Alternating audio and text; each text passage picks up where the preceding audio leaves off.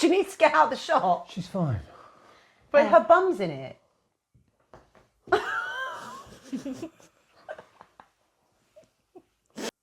Hi everyone, welcome back to our YouTube channel. Today, we're going to be sharing with you how we plan for our airport travel day. So sit back, relax, and let's begin. If you have never flown out of Heathrow Terminal 3, then you're probably wondering, how do I get to the airport? Do I need an airport hotel? And what time do I need to get there? So we technically like to work backwards from like the time that we need to arrive at the airport, which is usually 4 hours. And when we spoke to Virgin on the phone recently, they also recommended 4 hours as well as an arrival time to make sure you're getting through your baggage and your security checks on time and on being on time for your flight. A few things you're going to need to consider is how you're going to get to the airport, what's the best way for you to do it, how long is it going to take, where are you going to stay if you're going to stay on site. There's just so much to consider. So I think we need to get started really with how are you going to get to the airport. So obviously there's lots of travel options in the UK. Yep. You can travel by car, rail, coach, and we have done some research recently to compare those three options. This is fresh in our minds. So we know, at the moment we're planning for a trip next year, not Disney, but maybe the same continent. We are planning our trip on the best value for us at the moment because we've spent quite a lot this holiday, and it's just like chipping back at different areas to save a little bit of money, so we've got a bit more money to spend elsewhere. Yeah, we also wanted to make sure that the transport that we choose is reliable. Yeah. We usually drive. Jamie is usually pretty good at driving us to and from the airport, and we usually choose long stay parking at Heathrow. But this time with a night flight back, we know that is going to take its toll on whoever is driving home. So we started looking at public transport instead. We know that there has been some disruption with the train lines recently, and that is still quite a pricey option versus driving ourselves, fuel considerations and long-term car parking costs as well. So we then looked at the coach, and that was coming out hands down as like the cheapest option. Yeah, I mean, we normally do valley parking, don't we? Well, we've done it in Terminal 3 and in Gatwick. Normally, to be fair, it is a brilliant process. Park your car in a short stay car park at a specific level. They will come and take your keys and take your car, and that's it. You see it when you get back off the plane, when you arrive back in the airport. Exactly, it is really straightforward. We've had no problems at all. We've managed to get it for around the £100 mark, just over £100 for 2 weeks, which again isn't too much if you consider just how long they're keeping your car for. But yeah, we've never had any issues with that at all. It's always been fantastic. And then obviously if you do that, you need to consider, and if you're getting public transport by coach or rail, that you do know then how to get to your airport hotel. If you're going straight to the airport, then you don't need to worry. Yeah. But if you are then going to be staying at an airport hotel, you need to figure out how you're going to get from the coach station or the train station or the long stay car park to your hotel. The other thing to consider is also on that note is what time of the week are you flying from? Yeah. So the last couple of times we've actually flown out on a Monday because it's a little bit cheaper. But we know here in the UK, obviously Monday is probably the hardest day to get anywhere because of traffic. Yeah. Again, another reason why we stay in a hotel the night before. It's just peace of mind for us. We don't want to miss a flight. We don't want anything going wrong travel dates. It's stressful enough as it is. So allow that in the back of your mind. What day are you going to travel? When's going to be the busiest for you to actually drive up to the airport or down to the airport, and then make your decision yourself. This time, it's not only just the travel time in the after we fly. It's the fact that Terminal 3, well, the whole of Heathrow, seems to have put their prices up quite significantly to do long stay parking. It's about 230 quid, 250 quid just for Heathrow's. There are obviously cheaper alternatives. I don't want my car being used as a taxi while we're on holiday, personally. But also it's worth bearing in mind that these prices are based on what we have looked at today. So prices do vary depending on the time of year. Prices do fluctuate depending on lots of different reasons. We've just specifically chosen for school holidays again because we have to travel in the school holidays. That's when we go. if you compare it to things like the train, again, it's quite expensive to travel for the train where we are. I think it's coming about £180 return. I think we have to go into London and then come back out, which with three of us and all our cases, I don't really want to be traipsing around, especially Sienna. It's not fair on her with a big when suitcase. you've got young kids, it is harder. But again, it depends on your budget and your preferences. I think there are obviously airport trains that go to and from Gatwick and Heathrow all the time. I mean, it's quite straightforward. That run quite smoothly, so that's something you would have to consider. We've never actually done that before, so that's something that you would need to research. Heathrow's got its own train stations, bus stops, bus stations and everything. For us, the cheapest alternative by far, and it's something I never thought I would consider, but needs must, is going on the National Express. For us, it's £90 return for the three of us. Yeah, and I think also the coach stop when it drops you in, is it right next to the terminal? Yeah. So it does, so if you are just getting straight on a flight off that coach, then that is really helpful. You just get yourself a trolley and get your cases inside. But we are travelling the night before, so for us, we can get on a bus to the hotel, happy days, get a shuttle in the morning, you know, there's no stress there, it's cheap, we can pick when we want to go, and you know, I think I'm converted to go. Yeah, it's quite straightforward. I think because we've got an early morning flight this time as well, that's another reason why we're going to be travelling on staying in an airport hotel the night before. So it is really important that you do consider those things and make sure that you are there on time. Okay, so you've decided that you want to go the night before. Where do you stay? There's so many different options on the Bath Road, or actually there is a hotel on site in the airport. It is quite pricey. Yeah, anywhere that sort of offers accommodation within the actual terminal itself is going to be a lot more expensive. We personally have stayed at the Premier Inn before on Bath Road. It is by far probably the best value hotel.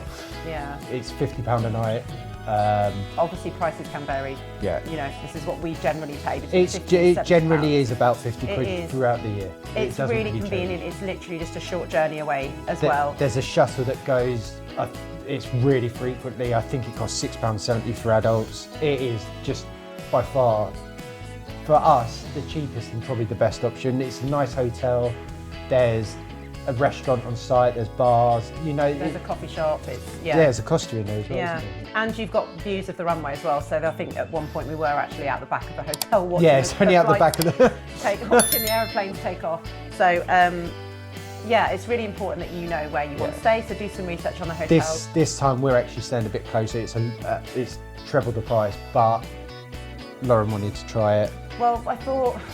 It's one of those, isn't it, where we're not going to pay for long stay parking, we're taking the coach, so we're actually now busting the budget by staying at a nicer hotel. But I'm a Premier Inn fan, I would always stay at Premier Inn, never had any problems with them, it's just brilliant, and for the price as well, and the locations. But we wanted to try somewhere a little bit different this time, so a bit closer to Heathrow. I mean, Premier Inn is very close. It is just a short couple of minute drive on the coach. It's about a 10-minute journey. Yeah, it's not far at all, but we are going to stay at the Radisson Red this time, and that is literally opposite the entrance to the airport. Yeah, so it's just how we're just working out the ways that we get there, but that's our problem, that's not your problem. But there is a bus stop outside, so it's all of these things that you need to think about. You know, what time do my shuttles run? Do I need to pay for it? How much is it? How do I book the shuttle? Is there a bus stop outside my hotel? Like, we know there isn't one. I don't think there's necessarily one in the Radisson Red. They do a shuttle service. Oh, there is a shuttle, yeah. I don't think it's as frequent as the buses. We've never stayed there, so we're not experts or anything like that. No. So we need to make sure that when we get off our coach in the actual terminal itself, we need to come back out of the airport and get ourselves to the hotel. So we need to, and you would need to decide whether you're going to be getting an Uber, whether you're going to get yourself a bus to get there, or get the shuttle back. There is a bus, on a different note, if you do stay at the Premier Inn, there is a bus stop that will take you from the airport straight to the Premier Inn if you've got a car. It's a couple of quid. Me and someone else did it. It was easy, really easy. It is really easy, it's all smooth, but it is something that you need to consider when you're planning your holiday. Yeah. So, if you decide to stay overnight, you're probably going to need to know, where do I have breakfast? Where can I eat my dinner and things like that. I grew up close to Heathrow. I spent a lot of time there, but as a kid, there's loads to do.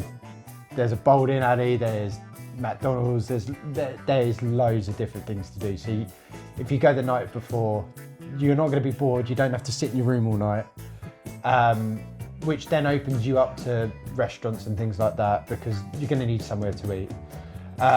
In fact, I think by the Premier Inn, there's a little Tesco's as well, so you can get sandwiches and stuff like that if you wish to. Because airport prices aren't cheap, so it's always handy if you can pick stuff up at a petrol station or a Tesco or somewhere like that. Oh, we've got a petrol station outside. I mean, it doesn't, from memory, I don't think it's the greatest petrol station in the world.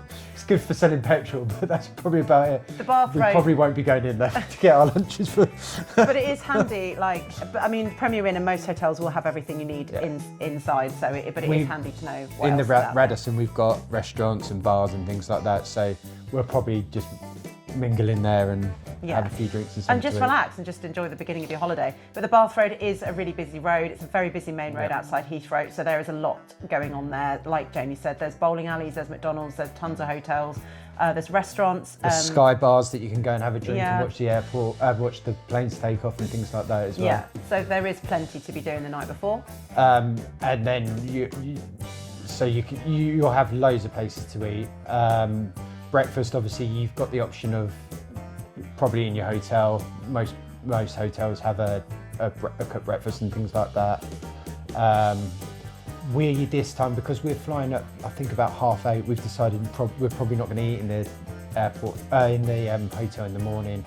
We're probably going to go straight to the airport. Yeah, get our bags checked in and go and eat in the airport. I've compiled a list of different restaurants and food offerings in there. There's a few before you go in, but there's more options after you go through security. Yeah, so there is always a few places to go before if you wanted to go and have a wander around the airport, but it's probably not something you would do. But if you did want to, then there are options to stay and have something quick to eat. So before security, there's is it a pub called Oceanic? Yeah. There's various Pretts and things like that, coffee shops. There's WH Smith, you can get sandwiches and stuff. I think there's a Marks and Spencer's, I can't remember. I think there might be a Marks and Spencer's there as well. There's definitely a WH Smith. Yeah. And then after you get security, there's obviously a lot more options. You've got Yo Sushi, Giraffe. We've eaten a Giraffe before, Giraffe it's was quite lovely. good. Yeah. There's a Curator pub, which the Curator's quite few fun. drinks in. There's another place called the Evergreen. There's a Yo Sushi. There's Aura, Cafe Nero, another Pret. There's obviously usual airport fare. So lots of choices for food on the other side. But just make sure you get there mega early. There's nothing worse than missing your flight when you spent all that money, or having delays on the motorway and things like that. This is your decision and how you plan your trip. It's not.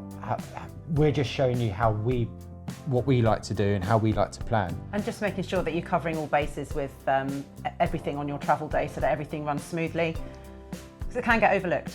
Yeah, and overwhelming as well. It can be overwhelming, yeah. And it's also extra costs as well, so we need to budget for that. So you need to budget for your long stay parking or your train tickets or coach fare. And then also maybe you want to take some money into the airport, you need to buy yourself some food. Obviously you've got your airport and if you are fee. parking off site, and just do your research, make sure that you pick a reputable company. Well, the way we do it is we look on the Heathrow Airport website itself, and then you will see there is a link on there. If you click in there for long stay parking, they will show you the companies that they are affiliated with and that they work Purple with. Parking were great. We've used Purple Parking before. Yeah. For me, I'd rather pay the bit more extra money and go with either Heathrow or Purple Parking or someone like that. There's loads of companies that advertise for 2 weeks for like 80 quid. Me personally, I wouldn't touch them with a barge pole. Well, yeah, just do your research and always make sure that it's somewhere that the airport itself would recommend. Yeah. Okay. So the bottom line is then, you need to remember, you need to be there 4 hours before your flight. Yep. You need to think about how you're going to get there and how much it's going to cost depending on your family size and your party size. You need to then work backwards from the time you need to be there, figure out if you then need to get an airport hotel, how you're going to get to the airport hotel, how does that transport get you into the vicinity where you're going to be staying, or whether you're going to be getting straight on a flight or not, and then thinking about those shuttle runs as well to and from your airport hotel. Yeah, I hope that helps. It's certainly helped us recently, and I don't think I have anything more to say. No, I think that's everything. If we have missed anything, please do make a comment below and remind us, and obviously we'll try and link everything that we've spoken about in this video below as well. Remember to like, subscribe and comment, and we will see you later. See you real soon. Bye. Bye.